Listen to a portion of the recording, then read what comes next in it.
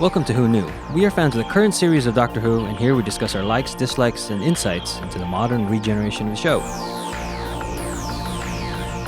Subscribe, review, and listen to us on iTunes and Stitcher, or our YouTube channel, youtube.com/WhoKnewPodcast. All our episodes are on whoknewpodcast.com. You can leave comments there, or email us at whoknewpodcast@gmail.com. We also have an Instagram and Twitter account. Tweet at us at whoknewpodcast, and find us on Facebook.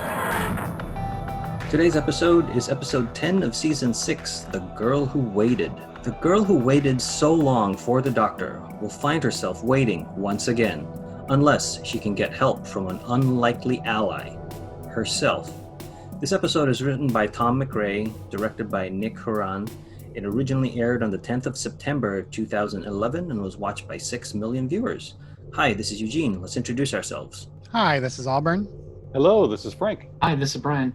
Hi, this is Kelsey. Hello, this is Josh. Hi, Heather. The Doctor takes Rory and Amy to the planet Apalapucia to see some wondrous sights, but the TARDIS opens to reveal nothing but a white room with a single door. To open the door, the Doctor and Rory press a green button. On the other side, they enter a room with nothing but a large magnifying glass on a table. When Amy tries to join them, she presses a red button instead and ends up in a similar room, alone. For a moment, the Doctor and Rory are able to communicate with Amy via the magnifying glass, but a nurse-like robot called a handbot distracts the two men just as time goes wobbly for Amy. A few seconds later, she reappears in the glass and tells them she's been waiting for an entire week. The Doctor realizes that the timeline in her room is moving much faster than the timeline in theirs. There's so much stuff that happens before this cold open. Wouldn't you wait for Amy before entering a room that have you didn't not seen the show? Maybe they didn't expect the door to close behind them. Have they not seen the show? No, because they're participants in it. Or if you're Amy, why would you go into an empty room? There is a sense of, in this whole season, of them being much more relaxed about their adventures. I'm finding kind of like they're adventurers too. They're not just companions. And I thought exactly the same things you're thinking, but then I thought like this is going along with kind of their demeanor this season. That's true. Like they're not worried about anything going wrong as much because they can handle it, or like. It still seems strange that there were two buttons and they just picked one. Mm-hmm. They didn't consult with each other. Yeah, when you said you push the button and no one said which button, that's what got me. And who pushes a red button? Well, no, she's got red hair and it's wavy, and that looked like her, so she pressed that one. I do think there's some psychology at play there, because then you can say, like, well, why did Rory hit the anchor? Right. Like, well, he's the anchor. The green and anchor. she's a flowing river. So Right. It is all just set up so they have to separate somehow. Going back for her phone wasn't too bad. It's just, I mean, the two guys going forward and the door closing, they didn't think anything of it. But when she went in, it closed quicker. So that's when she was like, wait a minute, now I'm trapped in here. Why they didn't try to press the door or show that? I didn't get. I could see sometimes in real life, in a moment, you don't really think of these things. You press, like when you go to an elevator, I pressed down, I meant to press up. Like you just do things by habit. They're expecting to go to like a Disney World, Disneyland, like paradise. So I think the sensors are down a little bit. Yeah. Like they're not being as aware as they should be. That's true. I didn't even think of that. Right, this is a vacation feeling. But I wish they would have shown her trying to get out of that room by pressing the button. Yeah. Or show us that there was no button on that side, because when Rory pressed it on the green one, he was able to get out no problem. Yeah, that was my note, to just show her trying. That would have helped. Yeah. Just solidify it. Yeah, because it's like a simple accident. Like, so Rory takes the initiative to go make sure Amy's okay. Like, I think it's character-wise, that little small innocuous thing supports Rory's character. Even Rory seems annoyed. He's Amy, why? Who pushes the red button? Seriously. He does say that. And then having Amy feel so, like, I pressed the red button. Like she knew it was wrong almost. Yeah. No, I pressed the red button like you told me to. It just seemed, the writing at the beginning just seemed a little bit, we got to get this happening. I'm really wary of rooms that are like sterile and all white, and especially after what Amy's already been through. You think she'd be like, oh God, no, let's get back in the TARDIS. To that point though, I did really like the production design of all this episode, and the stark contrast between what you just described, Heather, to the lushness of the rest of sets, even the other interior sets where Amy's running around later. It's funny because this reminded me of when I interned at a PBS station and they had a white room and I was like, this is so cool. Like you couldn't see any seams. It was a little bit disorienting, but at the same time cool. So seeing this in an actual production was nice. It just brought back memories. The only thing I didn't like about the room was the magnifying glass was fine when it was on the table, but once they picked it up, it was like a comical prop, and that kind of took away from it for me. But yeah, totally. Especially the fact that Rory was the one carrying it around. Right. And he hung it like a sword. I agreed with you until I saw it on his side like a sword, and then I'm like, yeah, I like this. And I did like that when the doctor picked it up, it disappeared in Amy's room. It was like, it was only the device in the one room, the green anchor. There wasn't one in the other room. And I enjoyed this device as opposed to what happened in Vincent and the Doctor, where they're carrying something. This made it felt like it fit, where the other one was like, he's always looking back in the reflection of that device he had. And the magnifying glass reminded me of my childhood. There was Romper Room who had it, she's holding it up and seeing everybody who's watching TV. Oh, I see Billy and I see Johnny and little Sally, and Hobo Kelly, I think, had one. Who here knows what Romper Room is? See? All right. Okay, we got some people. Good. Not a majority, but good quietly number. Google's on. I figured it's like a Blue's Clues or something. It was the kids. Yeah. It's almost like watching a little daycare. Yeah, I was watching you a had little kids there Okay. and played games, and then you'd watch and participate. The first picture that comes up is her with a magnifying glass. Oh, really? Is it really? Miss Yes. Molly? Yeah, anyone, so, I mean, Is I just anyone love aware what the moon landing is? I'm sorry, No, what? what's that? That was a bad joke. Just something that predates things that predate when we were born. That's all. So for a British audience, does Appalachia have the cultural connotations, as someone who was born in the US, and I think Josh, from the East Coast, the Appalachia mountains, definitely have some connotations when I hear the word Apalapucia. That reminds me of Bakalaka, what's his name? Oh yeah, the Banakafalata. Bathakatalat. No. Or was it just a fun word to say? When I was writing up the descriptions for this episode, I spelled it the way that, I sounded it out. I wanted to make sure the spelling was correct, and when I typed it in my way, I got like a real place. But now I can't repeat that mistake. The time streams have remerged. Maybe I just got a bunch of Appalachian stuff and someone else had spelled it wrong. And Yeah. There's another Apalapucia. city in Florida. Apalapucia. Anyway. oh, okay, could be that too. But I just was surprised about that. Apachicola is in Florida. It does sound Native American. It sounds like a Native American word.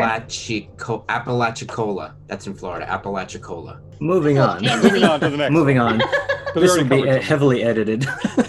The Doctor's long coat looks sort of brown, and I like it better than the green look. And I think it's because the way they had to light the white room, because I can't imagine him getting a different color coat. Yeah, I'm glad that coat didn't last long. Yeah, but for some reason I never noticed it being brown looking in this episode. Looked the same to me because I'm colorblind, so. And then the Doctor and Rory being in different time streams than Amy reminded me a lot of the girl in the fireplace, how the Doctor talks to young Renette, and then when he comes back, she's like Madame de Pompadour now. Yeah, that's not exactly how it went with Amy. Amy tells Rory she pressed the red button, not the green, and he goes to the red button room to find her, but she isn't there. The handbot kindly explains that they are in a two-streams facility, a kindness facility for victims of Chen 7, also known as the One-Day Plague, a sickness that kills two-hearted races such as Apalapucians and Time Lords. The faster time stream is synced for visits, so loved ones can watch the lives of their quarantined family members, as opposed to being limited to just one day on a deathbed. The Doctor uses his sonic screwdriver to lock onto Amy in the magnifying glass, so they will always be able to communicate with her. Since he has two hearts and is not immune to Chen 7, the Doctor cannot go with Rory to save her. He gives Rory eyeglasses wired with a camera so he can guide him through the facility. So on the captions, it says Gen 7 with a G, but everything else says Chen, Chen 7. And they're totally saying Chen. Because I heard Jen, but that's just my ears. It depends on which scenes and how they're saying it, because I heard both as well. So it was Dr. Chen who discovered it in the year Yeah. 7. Yeah, exactly. Or the 7th Dr. Chen to discover it. Yeah. I don't really understand this facility. Like, you get to watch someone live out their life like they're a zoo animal? Yeah, so no, it's you have a day to live because this acts so fast. Instead of just giving up that day and then dying, basically your loved ones can then visit throughout their lives. So you spend that day seeing and talking with your relatives as they get older. So you watch your family live their whole life. Oh, okay. For some reason, I was imagining it the other way around, where they all watch you. I thought that too. But Well, no, Josh, because it makes it's so not much more sense. But it says right here that they die in a day, right? Yeah. The 1-day plague. So it's the non-sick, it's the people who are fine that go into Amy's room, and the people who are sick go into Rory's room. Right. So I had it No. reversed. No, no. Oh, no. yes. No.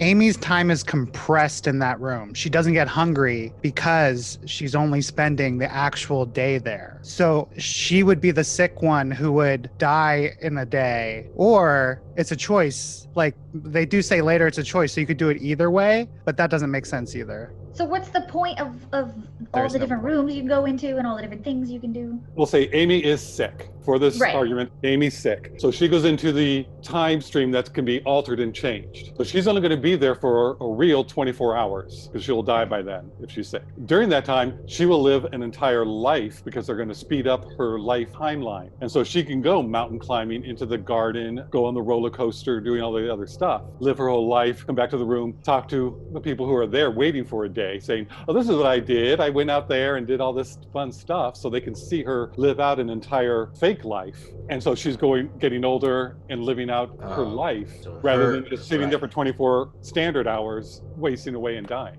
But the healthy people really only come once?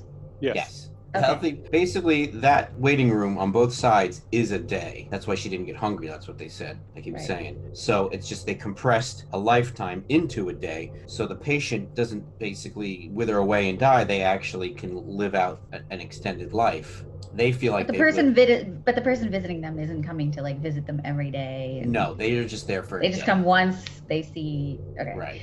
My brain could not wrap around that. Yeah, for some that's reason. another one of those Moffatisms where, yes, it makes sense if you sit there and think about it, but they talk so fast and they move on so quickly. They're just like, accept it and go. I like I it think- better Don't ask when I questions. didn't think about it. I like it better when I was like, oh, that's cool. Well, I think what's really the problem with this is that they're combining the two streams, which is the time thing and the quarantine, with the idea of Apalapucia, that's like a Disney World resort, like second best place to go in the universe. But it seems like the world is both at the same time, at least to me. So it's like, where does the Apalapucia and the two streams, like they're separate things, but the story has them all together. So that's, I think, why it's there's like some dissonance there with the story, with like why the time compression, why the quarantine, and why all of the like the different parks. It compressed the explanation.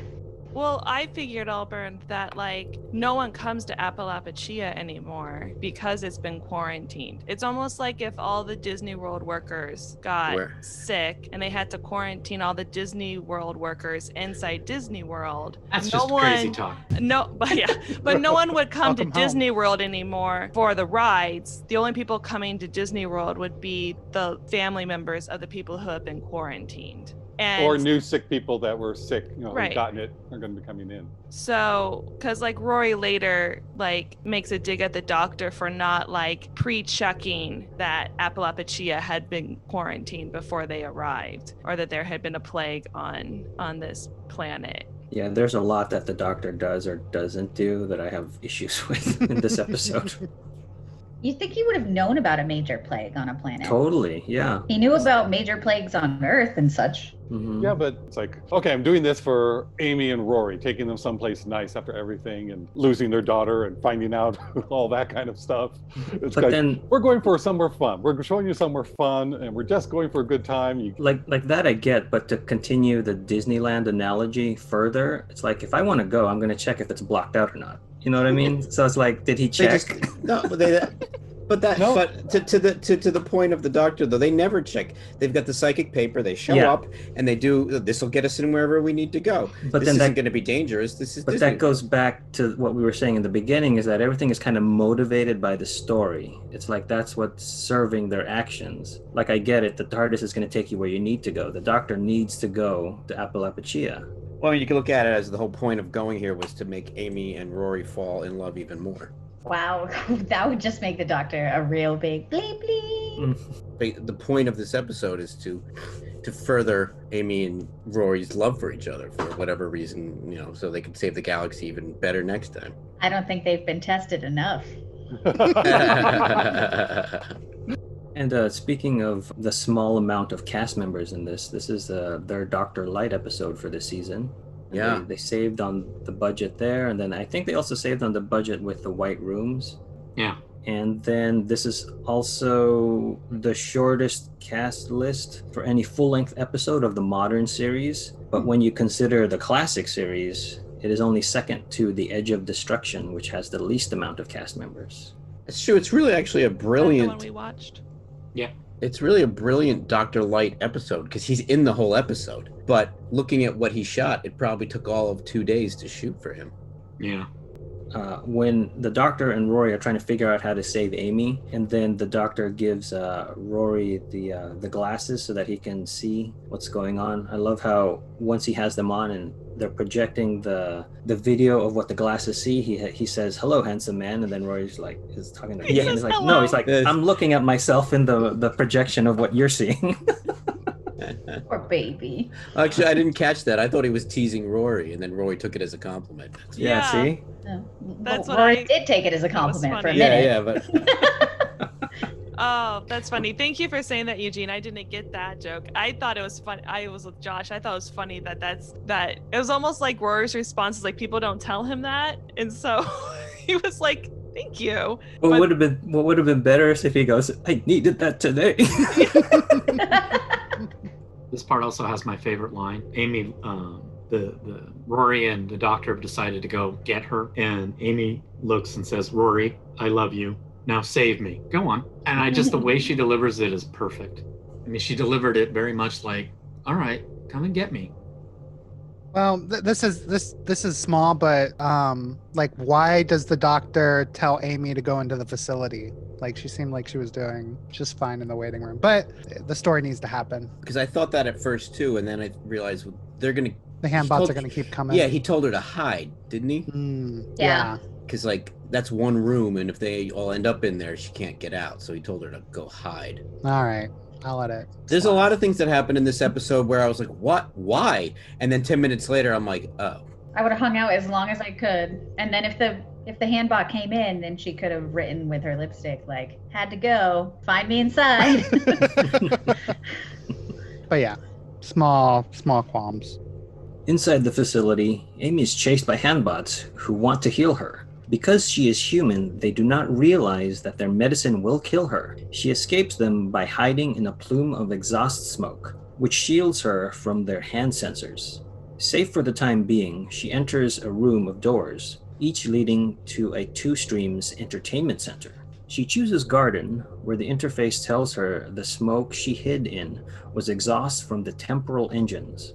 Amy ventures to the engine room, leaving a lipstick note on the door that reads, "Doctor, I'm waiting." Meanwhile, the Doctor uses the TARDIS to drop Rory into Amy's timeline. Rory is only there for a moment before he is attacked by Amy herself, who has been surviving in the facility for 36 years. They never saved her. This is great. I think the age makeup was great. I don't know what you guys thought. Yes. No, Yeah. I thought it was good. I also thought her acting Oh yeah. was stellar. Like that really, the age makeup was good, but I think she acted Oh, she's fantastic. like changed her voice. Like Yeah, the way she walked, like I really felt like she was who she was, portraying. And I think we were all thinking the precursor to her action movie career. This is like the start of it. Yeah, in the original version, they were going to get an older actress to play 36 years later Amy, and then they were like, "Nope, let's go a different route." And I'm glad they did. Yeah. It was That would have, great. the emotion would have been sucked right out of that. Yeah. Yeah. Mhm. The kindness robots, when they have the secondary delivery system, that is terrifying. What was it? Oh, when the face opens up?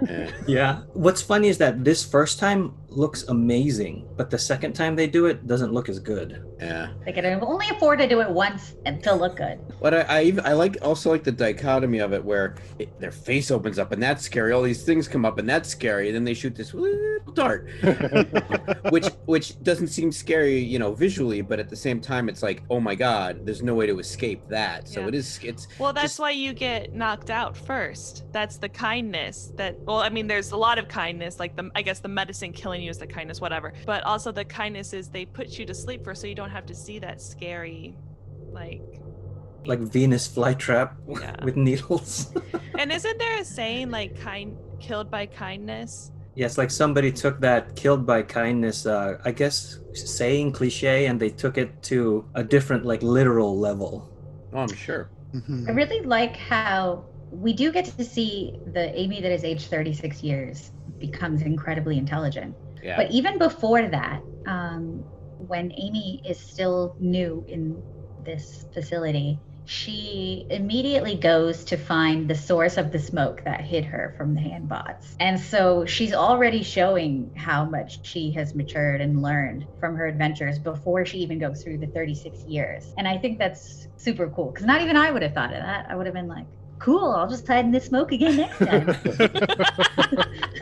That seriously would have been my tactic. Like your hair would have been so all crazy.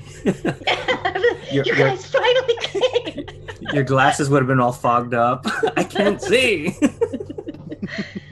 I did make a note also, Heather, I'm right with you, that the feeling towards Amy is so different than when it first started, when she was gaga over the doctor in the 11th hour and kissing him the night before her wedding. You know, she changed and grew her character. Didn't change it so much that it's a different character. She definitely just grew, figuring out, okay, he's not going to answer this question, the interface. I got to phrase it in a way I'm going to get the answer I need. I almost feel like, that Amy and Rory are sort of exactly where they need to be as humans. Mm-hmm. And at which point they sort of become less interesting as companions in a way. Like, not right now, because we're still experiencing it. But pretty soon we're going to be like, okay, you are your peak selves. Right. Move along. We need more flawed people, please. Yeah. Well, that's sort of what happens. I feel that's a common theme. Or you make up gigantic plot twists that don't make any sense whatsoever to make them more interesting. Yeah, I feel like that's a common theme with some of the actors. Well, let's just say characters, where we like the actor, but then their character overextends the welcome. I don't know what you're talking about. We'll get there. I like when the doctor was looking through the magnifying glass, to see if they can track down all the other people, and they have all just ghosts of all the other people who have gone through. And just Rory's first remark is, well, I wonder if they're happy. Are they happy? And then the doctor, oh, Rory, only you would think that. That's a great little reminder of who Rory is. Yeah. And I like how the doctor, I felt like, yes, he was making fun of Rory in that moment, but the way he said it was, he was admiring him in that moment. Right. And then that moment made me think of Army of Ghosts, where the Cybermen were trying to bleed through our reality, and like Jackie, Rose's mom, was saying that that's your grandfather, where in this case, that's actually probably a grandfather. And I thought it was heartbreaking when Amy said, you didn't save me. Rory's like so devastated. This is me saving you. Yeah. But even right before that, his face, how he acted, that is such a disappointment and such a heartbreaking moment of, I've tried. How did I not say this is it now? But his look was, she's 36 years older, and the realization they didn't do it. They didn't succeed.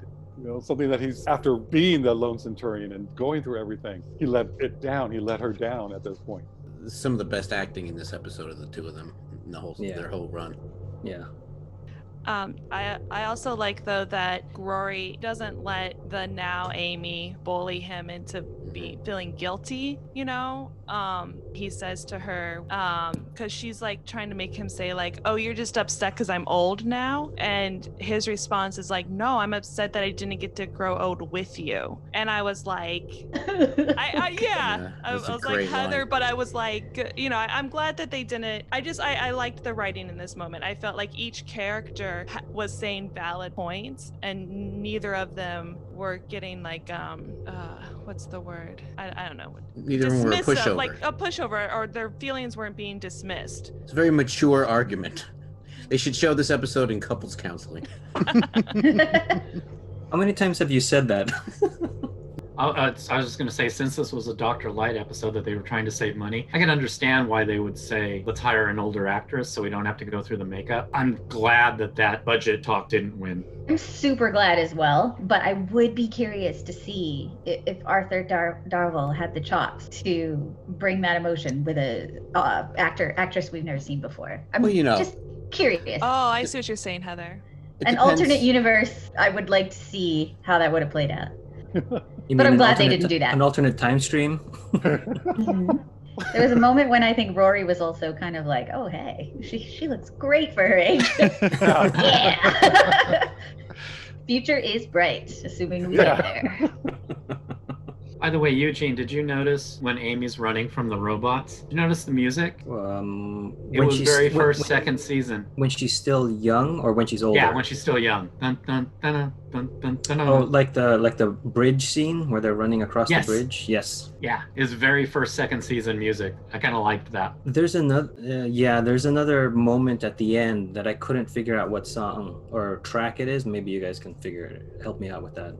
And this music cue was not a repeat. They didn't just pluck a piece from the first season. It was very reminiscent of it. And to me, it kind of stood out because it was like, oh yeah, when Doctor Who was more fun, Hey, Eugene, do you have anything written there about the director of photography of this episode? I would be curious as to what other episodes, because I'm having this play now while we're talking, and there's some amazing shots with the two Amy's and just compositionally, like watching it with the sound off is just.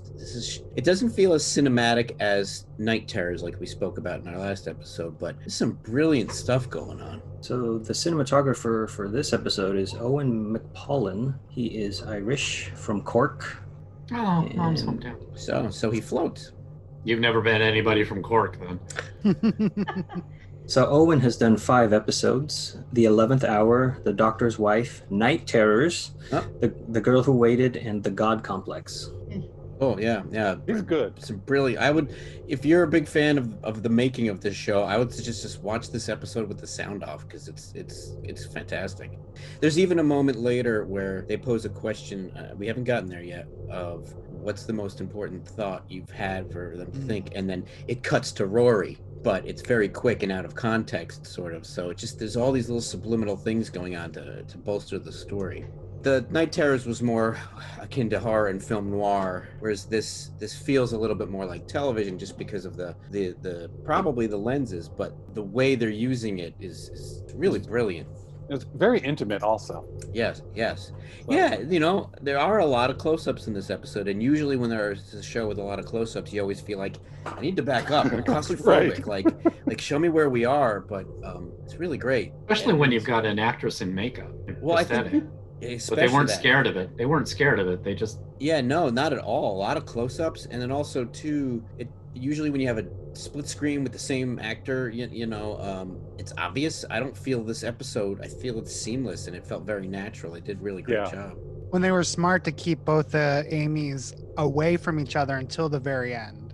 Yeah. They were interacting a little bit before they finally meet up, but they're never in the same room. Right, and whoever the stand-in is for the other one, for they are in the same shot, and it's not an effect. Before we move on, I wanted to say, I think the scariest thing, even scarier than the handbots, is, she's got the interface, and the interface says, I'm your guide, your teacher, your friend, your exposition provider. But the scary thing is she's living for 36 years, and the only other person she could talk to is Dolores Umbridge. Oh, is that the voice? It's Imelda Staunton. Yeah. Oh, I didn't. Yeah, and it's like that's Umbridge. Oh my God, I'd kill myself. Oh no, she did great. No, the actress is great, but she's the most evil. Woman. Yeah, most evil character in all of Harry Potter, including Voldemort, the main bad guy. That's dressed in pink. Dressed in pink. She's like if you were going to do a caricature of Mary DeVos. Yeah, I know who this actress is. A caricature of your 4th grade Catholic school nun teacher. Older Amy, who is battle-worn from decades of evading handbots, claims to hate the Doctor more than she's ever hated anyone in her life. Rory proposes to undo these 36 years by returning to an earlier point, but the Doctor tells them they cannot because this is Amy's timeline. The Doctor hatches a plan to fold the 2 points of Amy's timeline together, but older Amy vehemently rejects the idea. She does not want to die. Rory must choose between saving the wife, who is about to spend 36 years in isolation, or rescuing the wife who has already survived it. Rory, furious with the Doctor, says he doesn't want to travel with him anymore.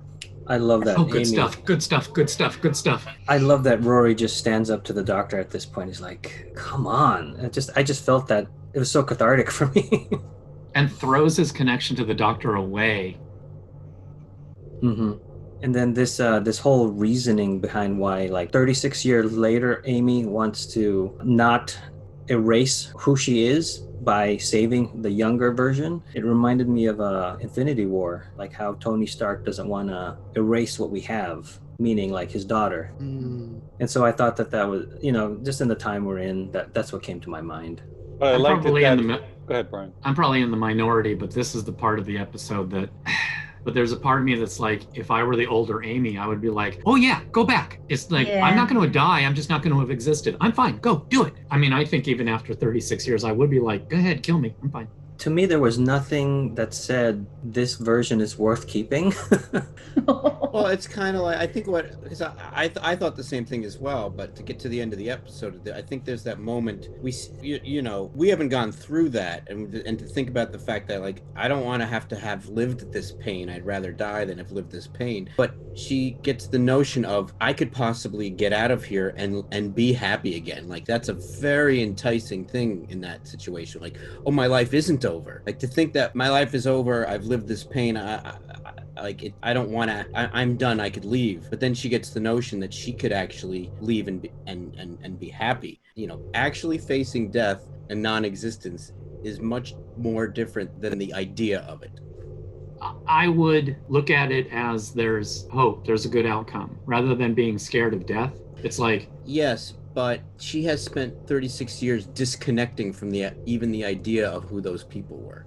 Yeah. But in watching the episode too, it's just, she couldn't even, actually we haven't even talked about it, the fact that for the first 15-20 minutes of older Amy showing up, she couldn't even look Rory in the eye. Yeah. Like, she was so disconnected from not only other people, but not only Rory, but other people. So the idea of saving younger Amy, who is younger Amy to her anymore, she's so disconnected from it. Like, writing wise, if we didn't see her be that way in that moment that we don't like, then the payoff at the end wouldn't pay off. Like, you need to see her right, that is what the story is.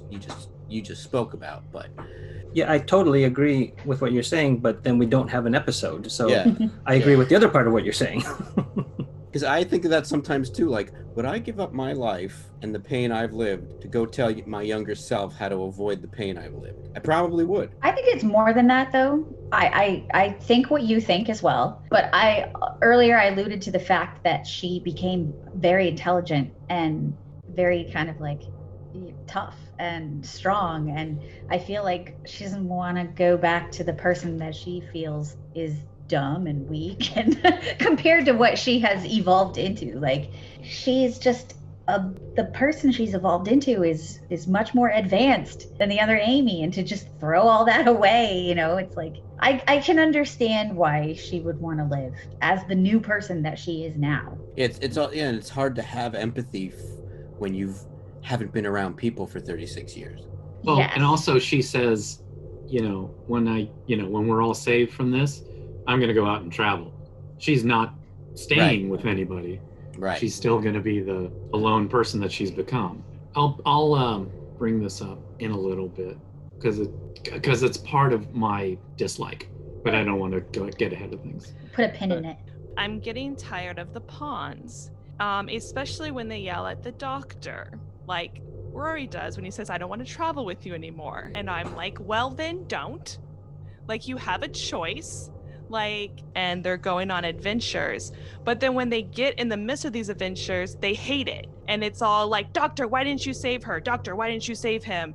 And Doctor, you're turning, I just feel like once they're in the midst of these adventures, they do nothing but yell at the Doctor and complain that they're in this adventure. So as characters, and it also they're having fun with the Doctor. Yes, I want to see them have fun with the Doctor, but so then when they turn on the Doctor, they're no longer having fun for the Doctor. It makes me not to like them. It makes me start not to not like them, because I really like them as characters. I'm a huge Rory fan, but I'm just getting tired of them, I guess. So to piggyback on that, though, this is the seed I was alluding to earlier, is Rory's line, I don't want to travel with you anymore. I think this is the first time we see a fissure in this happy little world that they've developed. Maybe not the first time. Some of the other times that they're yelling at the doctor, but I think this is the first one where I really thought oh, this is the beginning of the end. It might be a long end. Which is funny because companions have done that before. We did the episode where Tegan had her last episode and she said, this is too much for me. It's and Donna why originally. Yeah, why couldn't they do that? Yeah.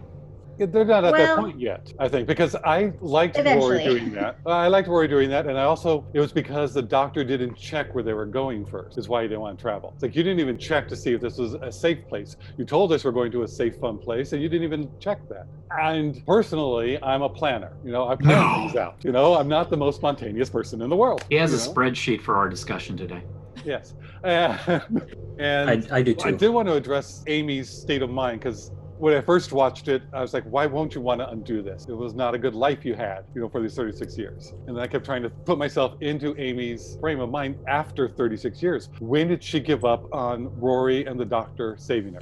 Did she last 5 to 10 years thinking that they're going to be coming and getting ready for that? And then she had to get to the acceptance of, this is my life now. They're not going to save me. And she had to go to a point, I'm thinking, does she end it, or does she still go, there's no hope, but I'm a survivor, I'm going to live, even if it's subconscious. So I think she had that, where I'm a survivor. I'm living this life. I made my little android, Rory, play with it. I did other things. I'm able to create my own life with the interface to help me along. So she is a survivor, and she has self-worth in her mind because of all that she's had to go through. So to find out right away, just be smack dabbed in the face going, yeah, you're going to be erased, and everything you just did for 36 years is nothing and not important. That's where it came from, going, no, what I did was important. I took care of myself. You guys weren't there. You guys left me. You never came for me. I stood up for myself. I didn't give into, a suicidal tendency if there's no hope, but she stayed on. And so I could see that being, I am worthy. I struggled to be worthy. I am who I am because of everything that she did. I'm not giving that up. And I can go on and continue living.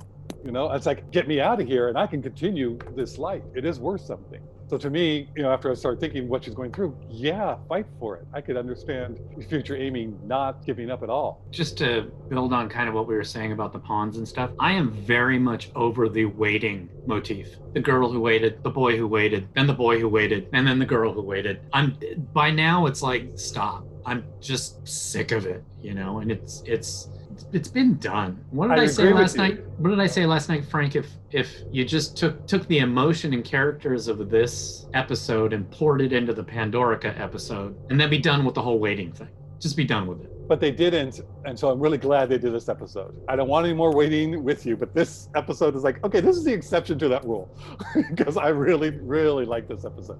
Because it's the 11th hour, it's the Pandorica episodes, and it's the Doctor's wife with Rory waiting in the hallway, and there will be more waiting and later on. So it's just enough, Moffat, enough. Let it go. So as you guys were talking about this, it made me think about what you guys discussed earlier about the two different motivations for Amy, and then the 36 years later Amy. To me, she wants to hold on to her grudge and her hatred for the Doctor. And I think in this current situation we're in, that's what people hold on to. And grudges are something that kind of keep people motivated. And to me, that kind of resonated just because of the time we're in.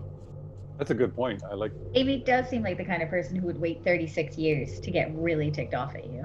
Yeah. These are quick things. Talking about the music, there's a music box of Amy's theme when it's revealed that that's 36 years later Amy, and I thought that was, again, a perfect use of that piece of music. Yeah. The whole thing about how wouldn't the Doctor have checked. The thought occurred to me while I was watching that how fixed of a point is what's going on here? Like, could it possibly be, does the TARDIS fly through different timelines? Like, is there another timeline where this was Disneyland and there wasn't a plague? And maybe that's where they figured they would land. And so that might be some of the confusion sometimes when they land in a place that is where they were supposed to land, but it's not exactly what it was supposed to be. But episodes like that usually have a mention of, like, we landed on a rift. We landed in a soft space in between two worlds. We didn't get that here. No, I agree. It just crossed my mind. And I think having the time engines there would have been a great excuse for the Doctor when Rory was yelling at him. I was just going to bring that up. I'm sure that would have made it more wobbly than normal. Right. Yeah, like there's something with ventilating that didn't work, and then so there's excess. Yeah, it's a lost, one of the many lost one-line opportunities they could have had to straighten some things out. This is a great example of the show. It's so multi-layered. I have agreed with everything everyone has said on our episode today. Even the things that are in contrast with each other. It's just, there are so many ways. Even the thing I just brought up, I don't necessarily think that's what they were thinking, but it made me think of it, and it's just, it's so multifaceted. It's great. It is interesting to watch this and know that, the person who wrote it had never lived through a global pandemic. So it would be something to see this being written today, how their view would be different. Like, I'm sure we would hear. There's definitely a future Doctor Who episode coming. I did want to bring up two lines that I thought were great that Rory said. One was the joke about, well, anything beats a fez, right? To get her to laugh. I thought that was a great little moment that solidified the relationship. And I also liked when Rory's fighting older Amy, just saying, you being here an hour is wrong. It's like, it was wrong that you had to stay here at all, so I want to fix that. Yeah. And that when she laughed at when he said that, even before she said it, I thought to myself, it's probably the first time she's laughed since she left them. And then she says that. Yeah. I could write this joke. You're like, oh. Josh, did you gather that from the dialogue? Sorry. No, but before, I thought it before she said it. Oh, okay. Sorry. Using the magnifying glass, Rory is able to communicate with younger Amy, who is crying and alone. Rory shows both Amys to each other. Older Amy tells her younger self that she doesn't want to die.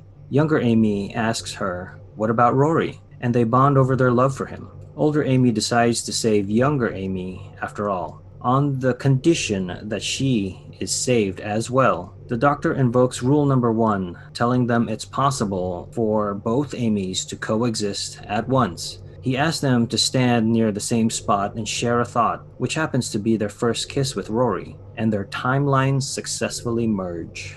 So at this point, Rory shows again how strong of a character he is, because he's the one that figures out how to get the older Amy to work with him. And I love how he puts him, he's like using the magnifying glass to see where proper Amy or present Amy is. And he goes and sits where she is and then lifts up the magnifying glass so that she can see the present Amy. I just thought that was great. It's one of the best proactive things that Rory has ever done on the show, I think. But it's also done without dialogue, and that's why it stuck out to me. Like, oh yeah, well, talk to yourself about it. Like, right. No, none of that. And again, like Josh was saying earlier, as Josh was saying earlier, the visuals of that, of one Amy in the magnifying glass and the reflection of the other Amy off of the magnifying glass, to have both of them there, it was great visually, so they can talk to each other. And one thing I was noticing while I was watching it silently is there's a shot of both Amys in the magnifying glass talking to each other, and they both have their head cocked to the same side. Yeah. Right. I noticed that too. I think that section starts with now Amy, or then Amy, our Amy, being smaller in the reflection. But then by the time that they both come to agree that they should live for Rory, they're like equal Oh, wow.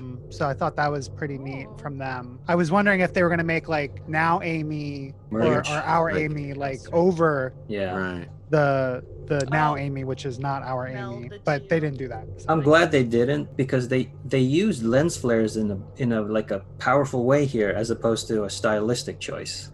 Oh, I didn't notice the lens flares in this moment. So You'll- it's probably. It'll also happen at the end with With Oh, the I fight. noticed them then there. Wait, at the fight? I noticed them in the fight.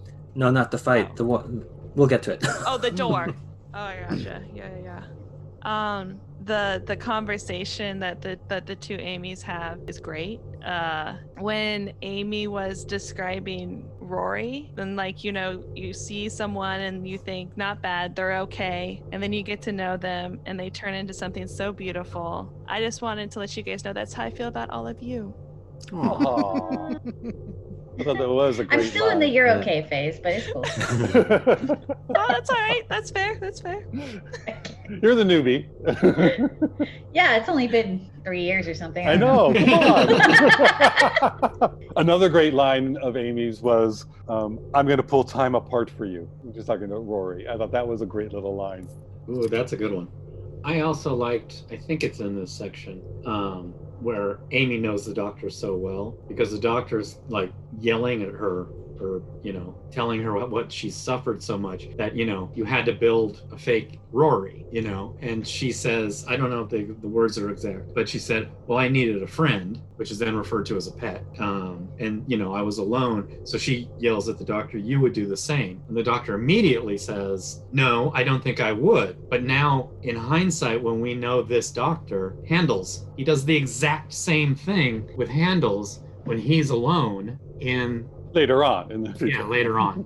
So Amy's got him pegged. Yeah. Amy knows him better than He knows himself. we did at the time. And there's another of the Wilson. Moffat double meeting in the words where they're thinking to have both Amy's go into TARDIS, and he goes, Rory asks the doctor, do you think that'll work? And he says, I don't know. It's your marriage, so, it's like, I thought that was a great little bit. I thought that he played off on that one well.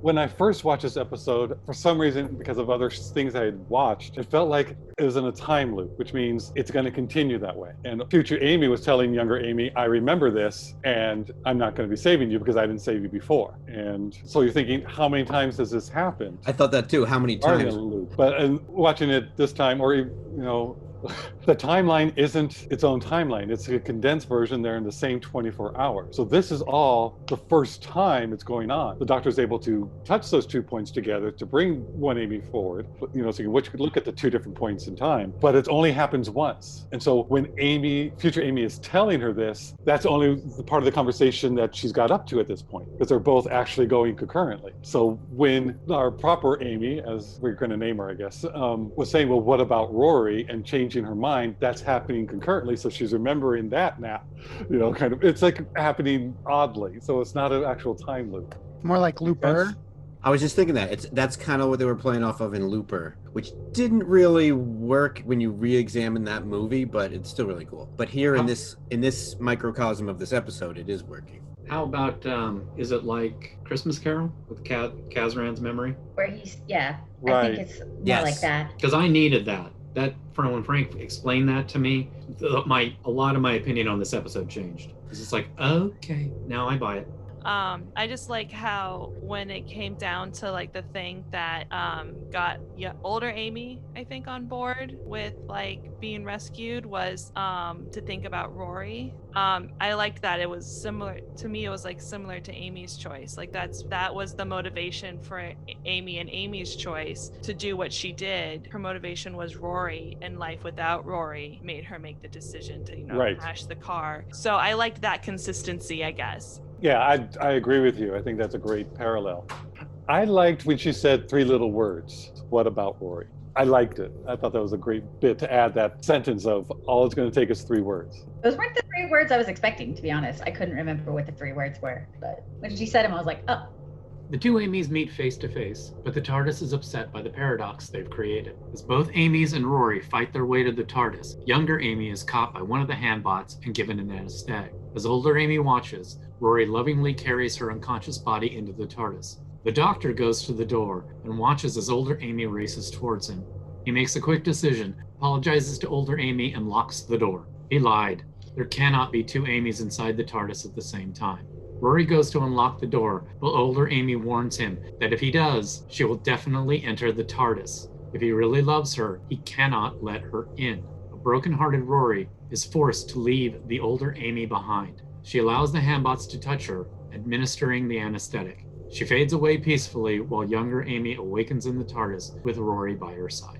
So this is the part with the side-by-side with the door that they use the lens flares for older Amy and Rory being inside the TARDIS. And I thought it was a great use of the lens flares because it's like shows the starkness of the white room and then the TARDIS. Like before that, the great use of slow motion with Rory and Amy and other Amy. I was like, this is the time when slow motion is done well because it's character driven. So I enjoy that this little action sequence is kind of drawn out a little bit because it also goes into the teeth of two different timelines. So then one is going slower than the other, if you will. Oh, well, that seems like low-hanging fruit, but I didn't pluck it. I think it's all the fact that all that happened in less than a second or two. Like he picks her up and he runs, and the whole motivating plot point for older Amy to say okay at the end was she saw in that moment he picked her up how he loved her, and it reminded her and all that stuff. So that moment was basically the climax of Amy's story arc, so it needed to be drawn out, and if it played in real time it would have just gone by like that. We would have seen her look, so it had to be brought out by the things that the viewer were talking about.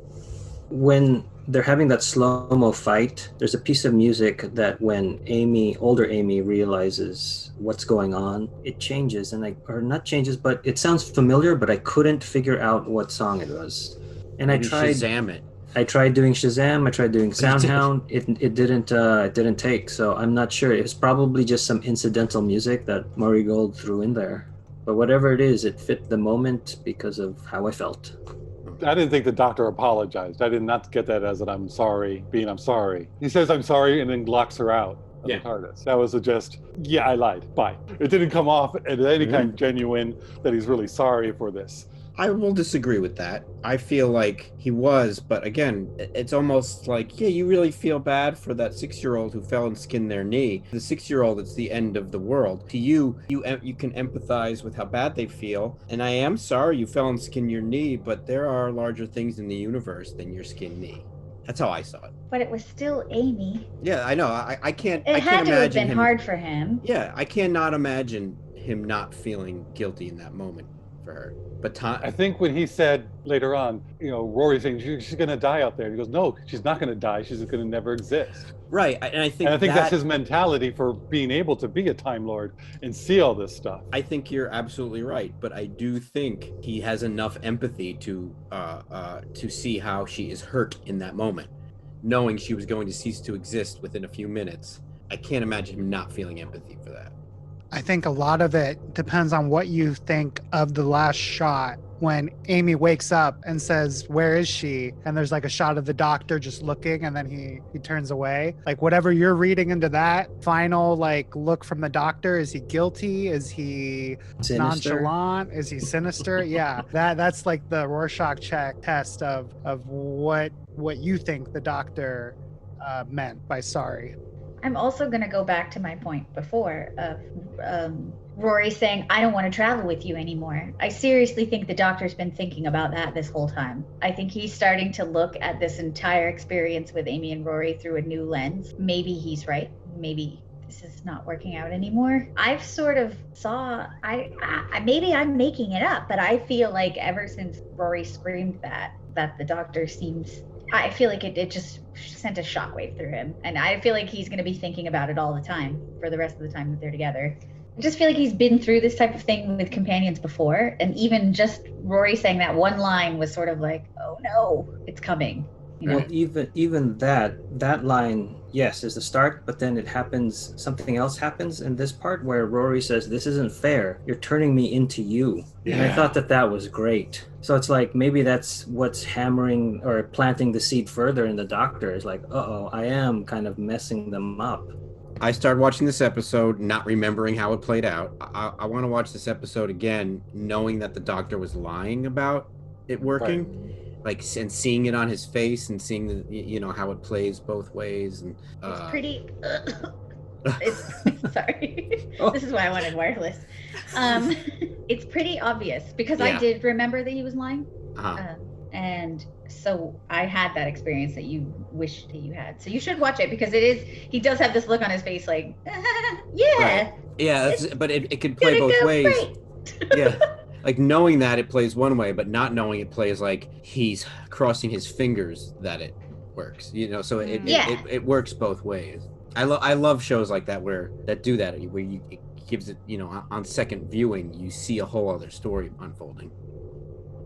Even though their story continues for a while longer, they carry out this sentiment throughout the plot line. Yeah. Of like, well, should we or shouldn't we? Why are we still in this? It's almost like a relationship. Mm-hmm. Even though there's 3 people involved, it's like, are we just doing this because we're used to it, or are we still having fun? Like, they definitely struggle with this in the future. So, but I do feel like this is sort of where it really gets to a tipping point, personally. Yeah, I agree. But just real quick about the flares is that I think it really helped blend the two sides of the door as well. Like whatever effect they were doing to split screen that here and there, it really made it feel like that intimate conversation was more believable. And for me, I don't even remember there being flares because I was too busy thinking, oh, Doomsday. Rory fighting off the hand bots just was not done well. At one point in slow motion, he taps one on the forehead, and I don't know why, and then using the painting Mona Lisa to go over it as his head as, Gilligan and all those other ones. Yeah, I have a theory on that one, because though. of that. It was like, wait a minute, you could do this so much better.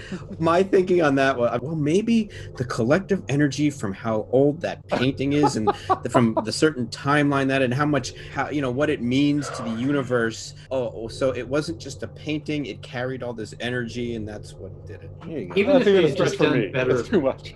Even if they had just done better Foley with it might have gone by quicker and you would have heard the impact better. They might have gotten away from it. But I also looked it up that the Mona Lisa is painted on wood anyway. So they could have just had wood smack it. I think wasn't that supposed to be like a facsimile of it and not the actual? No, I'm just saying. It's too big to be the real Mona Lisa. Whatever. That's true too. Yeah, the Mona Lisa is too big. Yeah. It's too big, yeah. And also, Rory's running away from future Amy, so she never actually can see his face while he's carrying Amy to the TARDIS. It's just little things. Maybe she remembers Amy's point of view, but Amy was passed out. Right. Yeah.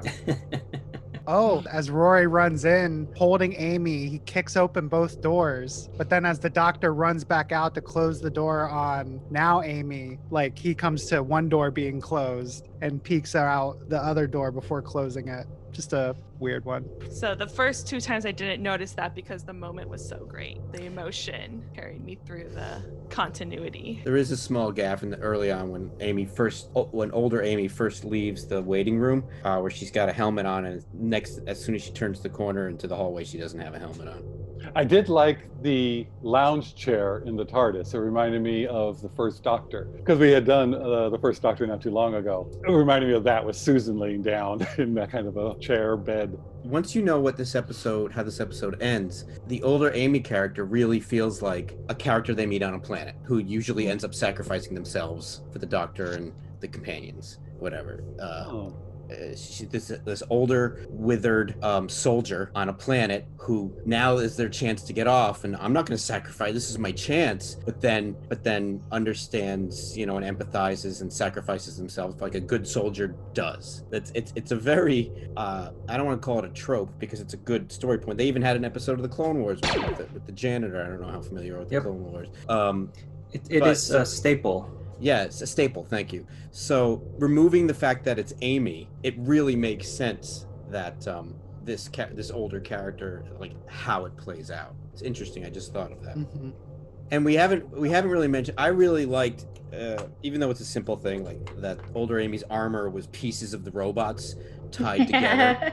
I really got a kick out of that. I didn't notice that. One thing that sticks with me that I just find sad and also glad at the same time, it's a very weird thing.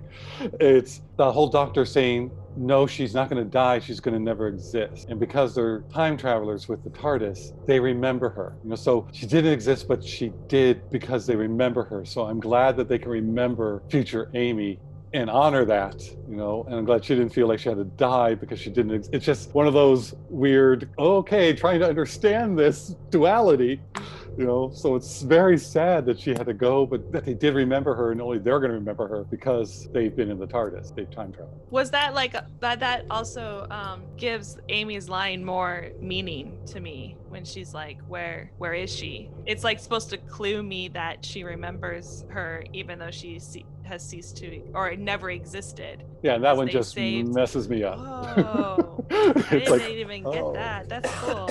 It also, excuse me.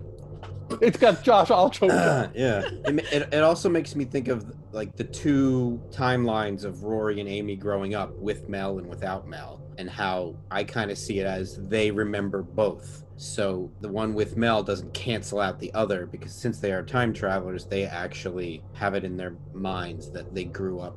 Amy grew up as the crazy girl who talks about the Raggedy Man in one timeline, and in the other timeline, she got therapy, felt better about the Raggedy Man, and then she even says it's just a story, but then her best friend Mel was the one who kept getting in trouble talking about the doctor, who was this imaginary person. And she had parents. She had parents. But I also think that how she was raised. Like after that episode concluded, and like now the Rory and Amy we see now, I think Amy remembers her life without parents as well as her life with parents. Right. The other person that is in the cast for this episode is Josie Taylor, and she plays the checking girl, the hologram that we see in the beginning. Oh, and then, I forgot about her. And then we mentioned Imelda Staunton, who plays the interface voice. And then Tom McRae previously wrote 2 episodes for Doctor Who. He wrote this episode. And then he wrote Rise of the Cybermen and Age of Steel from the 2nd season, if you guys remember the Cybermen's return. What other episodes did Nick Hearn direct? He directed 5 episodes: The Girl Who Waited, The God Complex, Asylum of the Daleks, The Angels Take Manhattan, and The Day of the Doctor. Well, he's got one he can scratch off there. Yeah. He did The Day of the Doctor? Yep. That's Which what it one says. was that? Day of the Doctor is the 50th with the War Doctor. Okay, then he did a good job. Yes, he did. The Girl Who Waited was nominated for the 2012 Hugo Award for Best Dramatic Presentation Short Form, but it lost to The Doctor's Wife. So The Girl Who Waited, who is this episode good for? Or more specifically, this episode is good for who? A new viewer, a casual viewer, a fan of the show, or a diehard? Okay, so I pretty much have settled on casual. My reason being, you could introduce a new viewer to this because there's not a whole lot of back stuff you need to know. However, there's also not a lot of Doctor, and what you do get of the Doctor, if that's your only glimpse at him, you probably aren't going to like him. You just see him get yelled at by Rory, you see him slam the door in Amy's face, and if that's all you know, you're probably like, what? Why do we like this person? Even though you can watch it without a lot of foreknowledge, I'm putting it in casual mostly because of that reason. I was gonna say new viewer, and then Heather, you almost swayed me, but you didn't. Okay. Because I feel like the beginning of the episode has a good handful of fun Doctor stuff, and I just think this is such a romantic and well-written episode that it kind of transcends it transcends the Doctor Who show, and I think many people could appreciate what's going on in this episode emotionally, despite what they think of science fiction or Doctor Who. All right, I guess you're allowed to disagree with me. That's what you really want. So I agree with Josh about the romance of this episode. I think if you like the Pawns and you like the story of Amy and Rory, that this is a really good episode for you to watch. Their story here is like Josh said, very romantic, and it's also very bittersweet. And even though like the older Amy like dies at the end or ceases to exist, it still ends with Rory and Amy together. And I feel like in past episodes when we get like these really romantic moments between the two of them, it's when one of them is dying. I'm really at a loss of who this episode is best for. But I'm going to say a fan.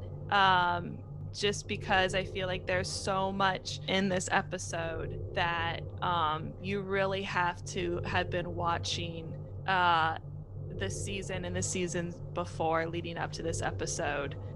This isn't one that I particularly remember, so it makes me think that I didn't really like it the first time or didn't really enjoy watching it the first time around. So I'm going to say that this episode is good for a fan. I did not watch this episode since it aired. I don't connect with this episode at all. I don't get it. There are so many things that when Frank and I was watching it, it was like Frank was saying things. It was like, oh, that's what it means. I had no clue. In the podcast today, you guys were saying things. Oh, that's what that means. I had no clue. I don't connect with it at all. It's extremely well done. It's a very, very, very good episode that should get more attention than it actually does. It's not for me at all. And just thinking about it, for me, of how to make it much better is that, and this is going to sound shocking, I kind of wish it was 2 episodes. I really wish that we had seen Amy through the 36 years and seen Amy's struggle. I wish that there was more. I mean, the interaction that we got was great, but it is a Doctor Light episode. I wish the Doctor were in it more from the TARDIS. I don't want him in with Rory. You know, I like him being in a separate place from both of them, all 3 of them. But I would have loved something like when older Amy is saying, I want to live, I'm on to live, I'm valid too. I would have loved it if the Doctor said, when there was 2 of me with the almost people, you were the one who was adamant saying that the second Doctor wasn't real. So you're now in that situation. So what makes this different? I don't know. For some reason, I'm just like right now, I'm angry at older Amy. I'm very angry at older Amy. She does the exact opposite of what I would want, what I would hope that I would have the courage to do in that situation. I just don't like it at all. It's a great Rory and Amy, either one episode's fantastic. But then now here's the other thing I was saying to Frank last night. I was seriously considering putting this in a new viewer because it's not tied to whether I like it or not.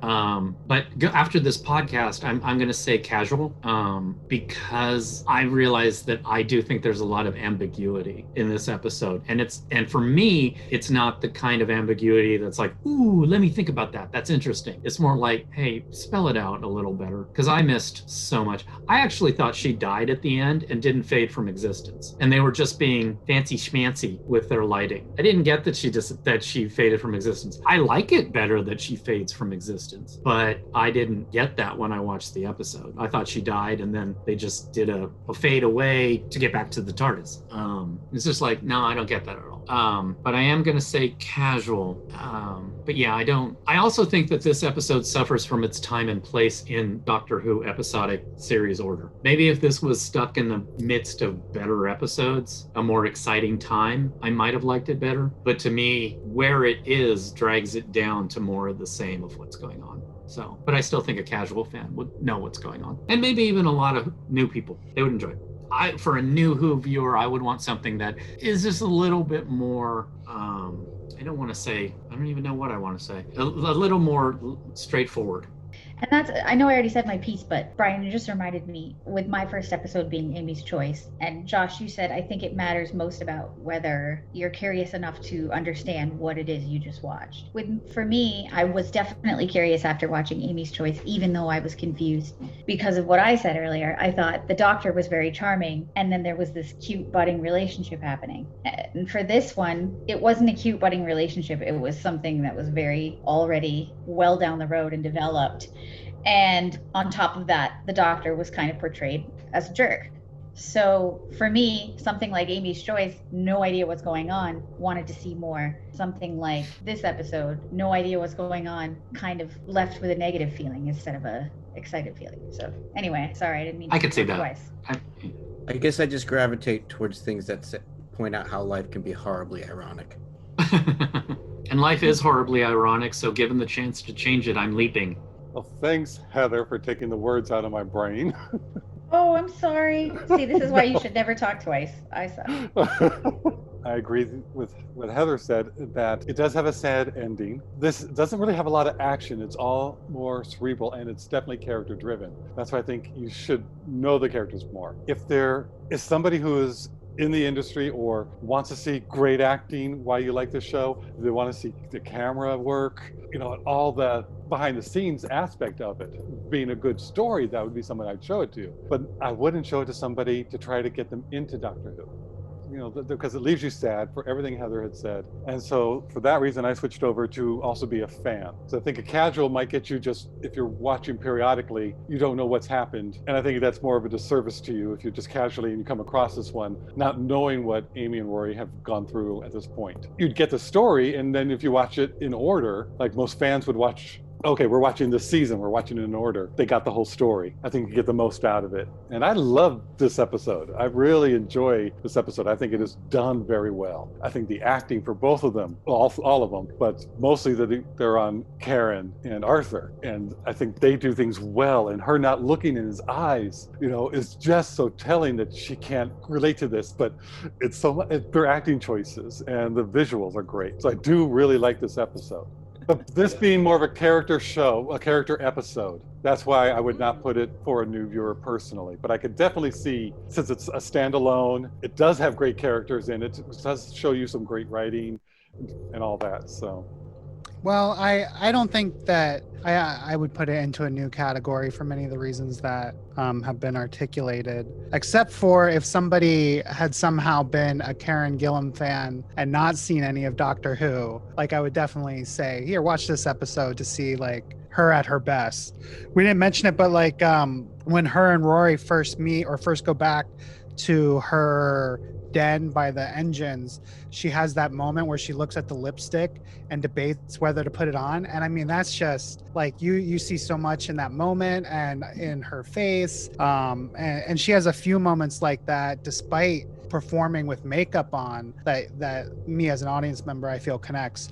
So if somebody was really like, I've seen everything from Karen Gillan, but not Doctor Who, this might be the episode to get them started with that. But I feel like those people are probably very rare. So I'm going to put this into the casual category because it is very good. It's a fun episode to watch. It's got action. It's got like really cool visuals, the great camera angles. But just for me, I don't think I wouldn't introduce Doctor Who to most people through this episode. So casual for me. Now analyzing this episode, the real antagonist is the Doctor in this because he's the one that sets everything into motion. He's the one that lies. He's the one that gives false hope. And I don't like him putting Rory in the position to choose at the very end. Would you say that Rory's the protagonist more than Amy and Rory? Yeah, because Rory has the biggest stakes in this. Anyway, that like the don't let older Amy don't let me in. I like that turn in her character. Yeah. But again, the Doctor put them there, so I don't like that. That our hero, the Doctor, is the antagonist, and it's the loss of our hero. He's a reluctant antagonist. Whatever it is. it's part of the Doctor that we've seen before in other incarnations. So it's a part of the Doctor. Like we've had this discussion with the 10th Doctor special, Waters of Mars, where we didn't like the loss of our hero there. Right. I was okay with it there. Now I'm seeing more of what's going on with the Doctor in the Moffat era. These little bits of what the 11th Doctor is doing through Moffat's kind of show running is what I don't like the loss of our hero I'm seeing, and I'm pointing these things out. But my main issue with this episode is the ending, with the ambiguous, and to me, on this watch, sinister look of the Doctor, because like what is going on there? I thought it was sympathetic. Like, I think that he felt bad that he had to tell her that she couldn't come in the TARDIS. So. Yeah, I think he felt bad and said, and he's thinking, okay, these two need to talk, and I shouldn't be around. But he's also not apologetic. He's like, I did what had to be done, and sorry, and walking away. He has that knowing something's wrong or bad look, like he did when Amy was pregnant, not pregnant, pregnant, not pregnant. And it's the same look to me. It's like, I don't know what the doctor thinks a lot, So I didn't see it any other way other than, we'll find out. I didn't go into it going, okay. I see it as guilt over what he did, the decision he made, but also cowardice that he doesn't want to explain it to Amy. Like, he's letting Rory be the one to tell her the news, that the other Amy didn't make it. I see both. And she was never going to make it. And Eugene, I just like that we both see things opposite and are still friends and still recognize that that's the way you see it and that's the way I see it. And it's like, great, because the Waters of Mars I didn't like because we're losing the doctor. And this one I do. So it's not the same. You won't see it as different. I feel as if the country should learn from our friendship, Frank. We can still we can disagree and still get along. And neither one of us is wrong, and you're not wrong at all. No. I just love it that the same thing can be so different for everybody, and that's what this show I really like about it. I've said it before.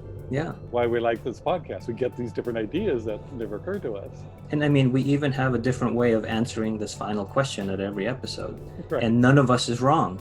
But this episode is, without that last scene with the doctor's turn as he walks into what looks like the basement of the TARDIS, if we remove that, then I like this episode because it stands on its own. It's a character piece between Amy and Rory, and all of that stuff is great. The intimacy between the two actors, Karen and Arthur, and the production design, the musical choices, the special effects. These are all things that I like about the show. And for that, I'm probably going to just put it into a new Who viewer. So that wraps up The Girl Who Waited. Thanks for listening, stay safe, and we'll see you next time when the future becomes the present. You've just listened to an episode of Who Knew? Our wonderful theme music is by Michael Grady. Find him on Facebook at The Universe Explodes. All our episodes are engineered by Auburn. You can find him at auburnbinkley.com. You can also find this show in several places. Follow us on Twitter at Who Knew Podcast. Subscribe, review, and listen to us on iTunes and Stitcher. Or our YouTube channel, youtube.com/whoknewpodcast. All our episodes are on whoknewpodcast.com. Visit our Facebook page. Please leave comments, reviews, and click like to help support Who Knew Podcast. To listen to our show on your Amazon Echo device, enable the AnyPod podcast skill. Ask AnyPod to play the Who Knew podcast. This podcast is inspired by Doctor Who, the longest-running sci-fi show in history. And especially the revival, spearheaded by Russell T. Davis. Thanks to Russell, Sydney Newman, Verity Lambert, Ron Grainer, Delia Derbyshire, and all those involved in the adventures of our favorite Time Lord. Your work continues to inspire and entertain.